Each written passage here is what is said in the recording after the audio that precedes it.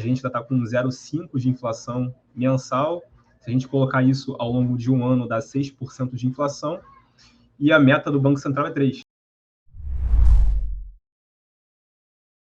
A gente teve agora a divulgação do IPCA 15, subiu acima do esperado. O que isso significa para a gente?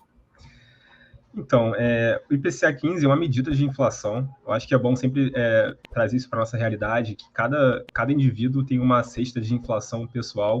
Então, existe a cesta oficial do governo, que ela tem alguns componentes, e as pessoas têm sua inflação própria. Tem indivíduos que gastam muito mais do seu orçamento familiar com alimentação, por exemplo.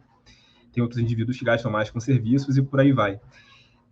Essa cesta do governo, que é o IPCA, ela foi divulgada no dia de hoje, né, o IPCA 15, uma prévia dos últimos 15 dias, e mais uma vez surpreendeu positivamente, no caso, surpreendeu negativamente, foi acima do esperado, mas, assim, acho que o mercado foi um pouco ingênuo nessa estimativa também, a gente já esperava uma alta um pouco maior nesse mês por conta da sazonalidade, como foi comentado aqui, do componente de educação. Na cesta do IPCA, tem vários componentes, tem alimentação, transporte, educação, serviços pessoais, saúde, enfim. E educação é um componente relevante, né? Assim, deve ter hoje uns 10% de participação na cesta como um todo, e subiu bem esse mês, por conta dos reajustes que tem escolares, escolas, enfim, de crianças, faculdades também, que acontece normalmente em janeiro, fevereiro, ou ali em julho, né, no meio do ano. E como essa comparação que a gente faz é sempre contra o mês anterior, né, janeiro contra dezembro, fevereiro contra janeiro, a gente tem um componente ali de sazonalidade, acabou vindo um pouco acima da expectativa, foi 0,7 de alta esse mês, estava vindo na faixa dos 0,5 por mês, o que é uma inflação ainda alta. Então, acho que o resumo da ópera é que é um pouco do que o diretor do Banco Central tem defendido, é que a inflação continua num patamar alto. Então, quando a gente considera, assim, se a gente desconsiderar que teve esse componente que ele é transitório, vamos considerar que a educação nos próximos meses não vai ter essa alta de forma recorrente. A gente tem que considerar ainda que hoje está sendo já especulado que provavelmente até o final do mês a gente deve ter uma decisão que vai partir da tríplice entre Lula, Haddad e o presidente da Petrobras sobre a reoneração dos combustíveis. Caso a gente, de fato, tenha essa reoneração dos combustíveis, a gente vai ter mais um impacto para o mês que vem, mês de março, na inflação de transporte, né, combustível. E é uma alta na gasolina da ordem de 0,7, 0,8 na bomba.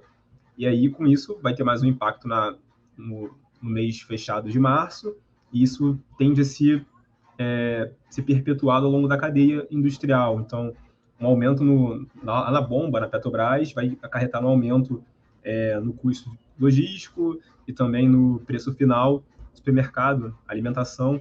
Então, pode ter um impacto ali de 2 meses, assim, março e abril, devido a essa medida, né, que já era esperada desde a época do Bolsonaro, que teve aquela desoneração de impostos, agora isso deveria voltar em algum momento. Se tem que voltar ou não é uma decisão política, mas, assim, teoricamente, isso deveria voltar. E isso acaba impactando a inflação nos meses vigentes. E aí o Banco Central fica naquela discussão, mas isso aqui não é recorrente. Mas se todo mês tem algo que não é recorrente, isso acaba se tornando um bicho meio difícil de conter. Então, acho que o resultado de hoje só reforça um pouco o cenário que não dá para cortar muitos juros. A gente está sempre olhando para trás e fala, o Brasil é o país que tem o maior juro real do mundo. Será que realmente deveria ser o país com o maior juro real?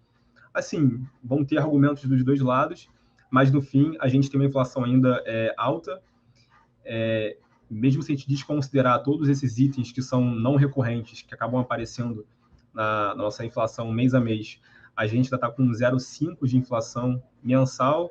Se a gente colocar isso ao longo de um ano, dá 6% de inflação, e a meta do Banco Central é 3%. Então, ainda é uma inflação muito acima da meta, e aí a gente volta para aquela discussão, será que deveria aumentar a meta? Vamos deixar torar 6% ao ano? Para muita gente é mais fácil ir por esse caminho, é mais simples, de fato, Só que isso, a gente sabe que a inflação ela corrói o poder de compra principalmente das classes mais baixas, então uma inflação mais alta tende a ser pior para o consumidor, principalmente o de baixa renda, e o poder de compra vai se desvalorizar, o real, né, nossa moeda vai se desvalorizando uma magnitude mais acelerada ao longo de um ano e de uma década. Então, acho que o resumo da ópera é que a inflação continua alta, eu não vejo espaço no curto prazo para o Banco Central mudar essa política de juros, né? Pelo menos sem nenhum tipo de intervenção, né, do governo, não deveria mudar, porque a inflação continua elevada, e daqui a talvez 3 a 6 meses, se a gente tiver uma mudança, né, no lado fiscal, talvez o Banco Central consiga reduzir um pouco esse aperto monetário, e a gente pode voltar a ter uma Selic um pouco menor. Para as ações, isso é um cenário um pouco difícil, porque a gente está vendo que as ações estão se desvalorizando. Hoje foi mais um dia de queda na Bolsa brasileira. Essa conjuntura acaba sendo melhor, no curto prazo, investir em títulos atrelados à inflação. Então, o Tesouro Direto já tem títulos interessantes. 2026, inflação pagando... 2029 agora, que acabaram aumentando um pouco o prazo, mas pagando inflação mais 6,5% ao ano. Interessante, o investidor vai se proteger da inflação nesse cenário. Tem alguns certificados de recebíveis imobiliários também, pagando retorno baseado na inflação. Tem algumas ações de empresas elétricas, por exemplo, que também reajustam a receita com base na inflação, acabam protegendo um pouco o investidor. Enfim, tem como o investidor se proteger, e ele deveria ter uma carteira diversificada para isso, mas, de fato, é um contexto ruim para a economia real e principalmente para quem não investe.